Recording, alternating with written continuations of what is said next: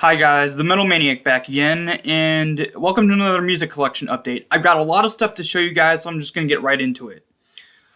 First up is an album that I did for a while only have on CD, and then I had a vinyl version of it that was formatted very strangely and just really just bizarre.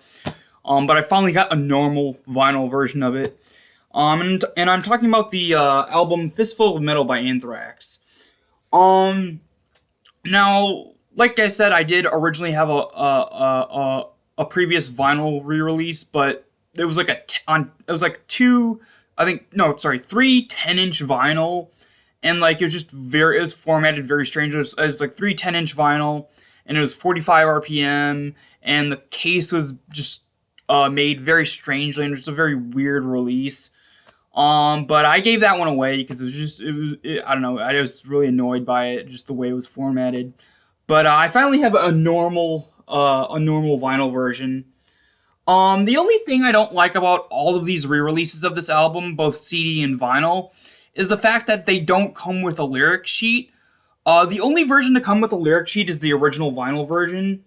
So I don't know if it was the company's decision or the band's decision, but it's kind of lazy in my opinion to just have a lyric sheet with the first version and then completely remove the lyric sheet from every other version. So it's just a lazy thing, in my opinion. I do eventually want to get the original version just so I have a lyric sheet with it. But yeah, I'm happy with this version right now. At least it's not formatted very strangely like the previous version I had. Also, this is also a colored vinyl.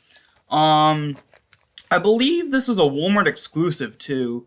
I didn't buy this at Walmart. I bought this on Discogs, or not. Was it eBay or Discogs? I don't know. I've been waiting for this one for a while, but I think I got it from Discogs if I remember correctly. But it's been a while since I ordered it, so I've been waiting for a long time for this. Anyway, hold on, it's stuck in the sleeve. There we go. Yeah, it's sort of a silver vinyl, but it has like sort of black splotches on it too.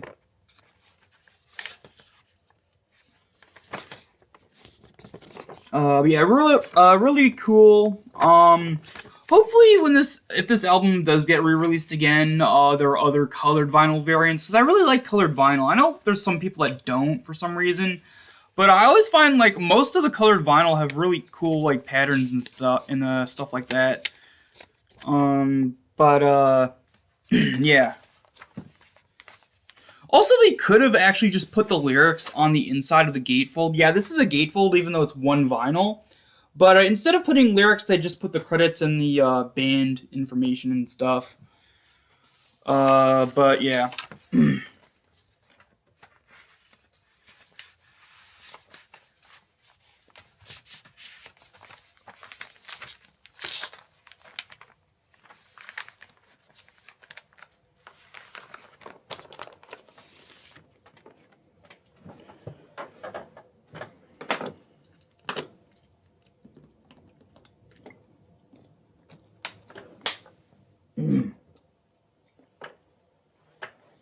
Alright. Next up is the album Shattering Reflections by Evil Invaders. A really cool thrash metal slash speed metal band. One of the absolute best modern metal bands, honestly. Their original couple of releases were purely like nostalgia kind of releases. They were very much like old school thrash metal in the style of like Paul Baloff Exodus, early Testament, some Slayer as well. Not too much Slayer, but kinda, I guess, in certain songs and certain moments. But basically that old school mid '80s thrash metal style. This is really their first album where they sort of step away from that. Or their second album, their second full length, kind of has a more '90s thrash metal kind of style. But this is their most experimental album so far. This is their newest one. I believe it was released in 2020. Oh, it was released this year. Sorry, for some reason I thought it was released last year, but no, it's this year. But yeah, this is a little bit more experimental. There's a lot more sort of like melodic stuff, a lot more uh, different influences in here as well. But yeah, really cool album. Can't wait to review it.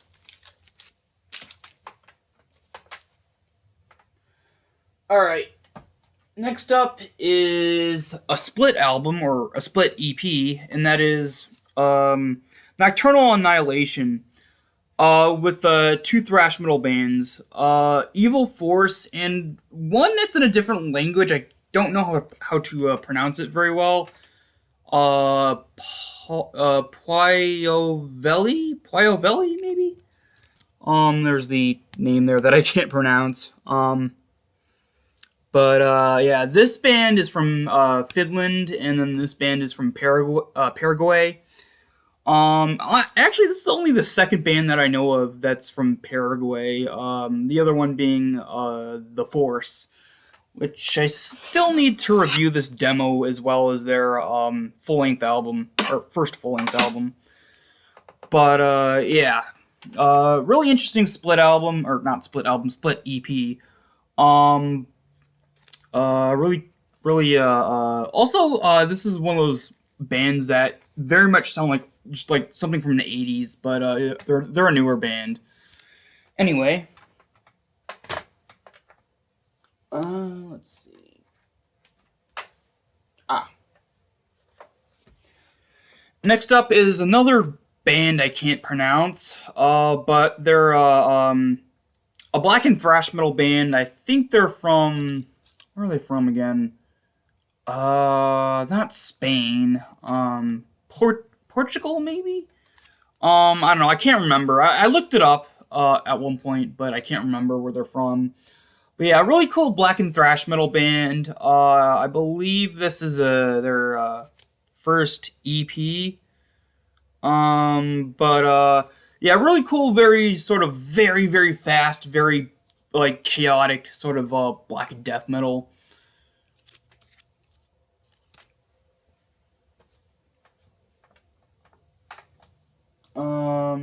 Sorry, not black and death metal, black and thrash metal.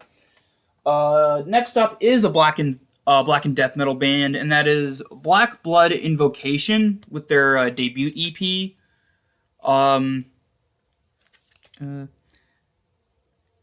I can't pronounce this.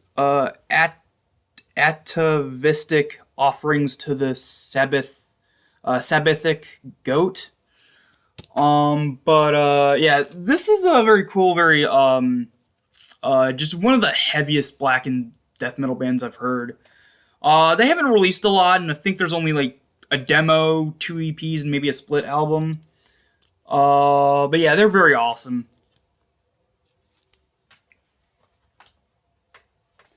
All right, next up is a demo, and that is Servitude of the Impunity by Supremative, another black and death metal band. Also, this is actually another colored vinyl. Hold on. There we go. It's this cool translucent blue.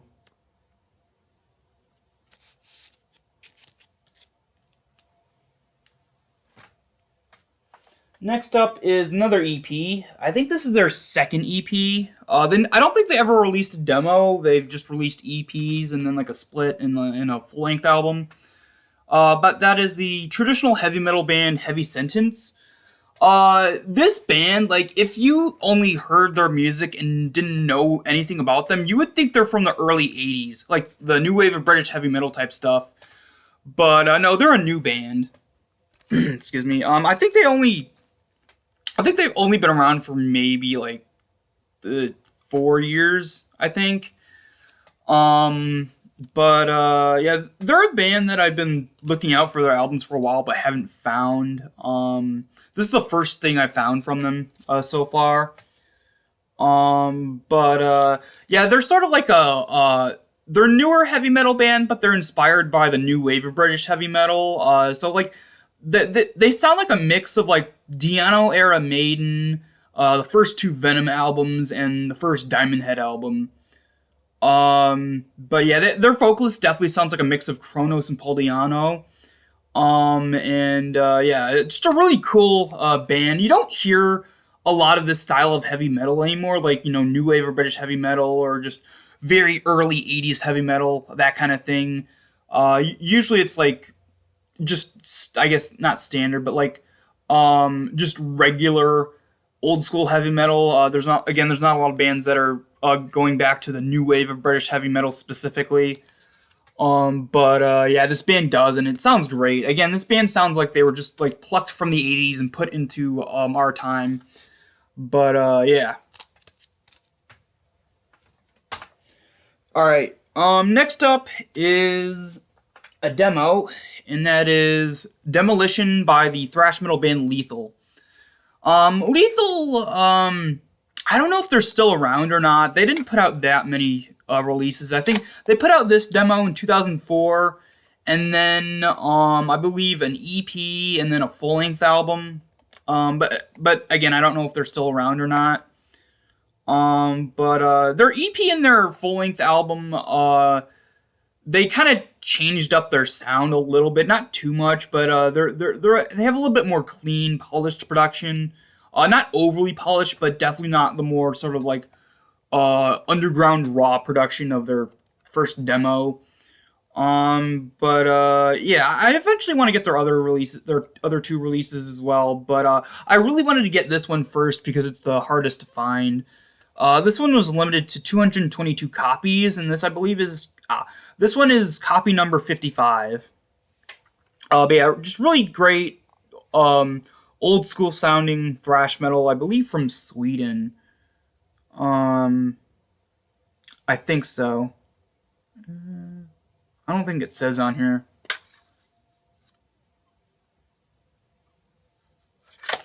But anyway. Alright, next up is something, it's not a metal album, but it is music related, and it's the Ghostbusters soundtrack. Now, I think there are two different versions. Like with most movies, there's the soundtrack that's the purely instrumental version, that's, stuff made for the movie. And then there's the second version, which is a compilation of songs that were featured in the movie. This is the latter version. I still want to get the other version as well. Now some movies, like movie soundtracks, they only have like one of the two versions. Some movies have both versions out to buy, but yeah, this one's really cool. Although, like with all soundtracks, even though I like both versions, I do mostly prefer the purely instrumental versions that were original compositions for the movie. But yeah, still really good. Still some iconic songs on here, like the Ghostbusters theme, which is, I think, the only instrumental theme that was made for this movie that's on this version. Besides the one called Dana's theme, I think. But yeah. All right, the next three things. One of them is metal related, the other two aren't. But anyway, so next up is the movie Bubba Hotep. Really awesome, very underrated movie starring Bruce Campbell as elderly Elvis.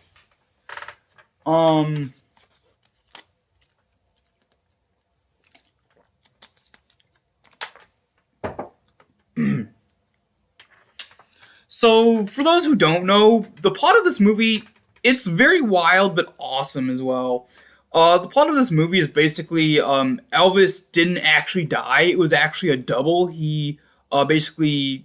So in this movie, basically Elvis was tired of the spotlight, tired of the fame, and he just wanted to live a normal life. So he hired this Elvis lookalike, this Elvis impersonator, to do his job for him. And so he basically was just living his life as a normal guy. And then years and years later, when he's in this retirement home, he basically, no one believes he's Elvis because, again, he switched spots with the other guy, the impersonator, and everyone thought the impersonator was Elvis and Elvis was the impersonator. But anyway, and then odd stuff starts happening. People start dying off, and he finds out that there's this mummy He calls Bubba Hotep because he's like in a cowboy hat and outfit and stuff for some reason. But this mummy dressed as a cowboy basically breaks in the middle of the night and basically steals people's souls. And he teams up with this guy who thinks he's John F. Kennedy. And like they both have to like stop this undead mummy from stealing people's souls, and they have to protect the retirement home. Yeah, really cool, very wacky, very wild, but absolutely 100% enjoyable. All right. The other two things I have to show are T-shirts. I'll be right back. I have them in my closet. I'll get them just a second.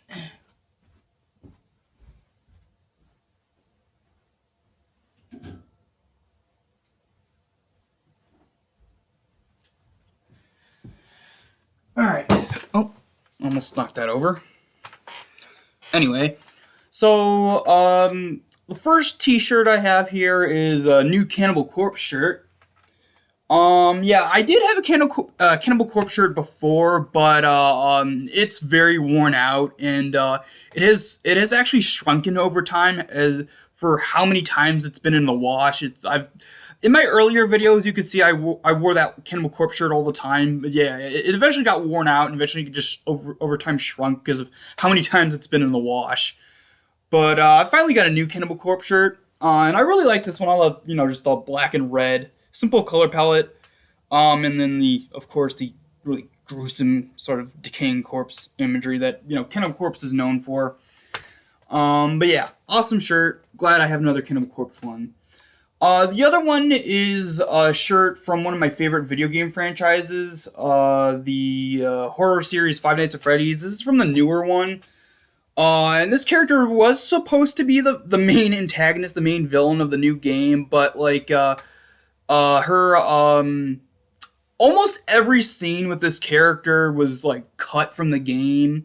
In fact, a lot of the game was actually like chopped up and chopped down because it was taking so long, or not because it was taking so long, but for some reason, a lot of people that were waiting for the game got very impatient. Like they basically kept like constantly harassing the creators about, oh, why isn't the game out yet? Why isn't the game out yet? Why isn't the game out yet? And they basically like eventually the people working on the game caved in and just released the game before it was like completely finished. And they, of course, because they rushed it, they chopped a lot of stuff out that was meant to be in the game, and it just was a whole mess. But yeah, this was supposed to be the villain of the main the main villain of the game. But again, a lot of the content with this character was basically removed due to them not being able to finish the game before release. But there is a DLC coming out very soon, which I hope they bring back this character, because this character was very, very, very hyped up in the trailers and promotional material. Yeah, another great T-shirt.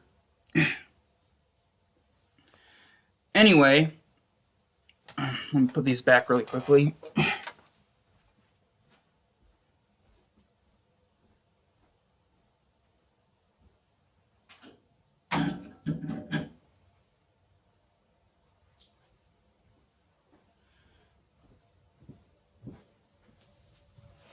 Alright, so that's about it for this video. Hope you guys enjoyed, and I will see you all next time.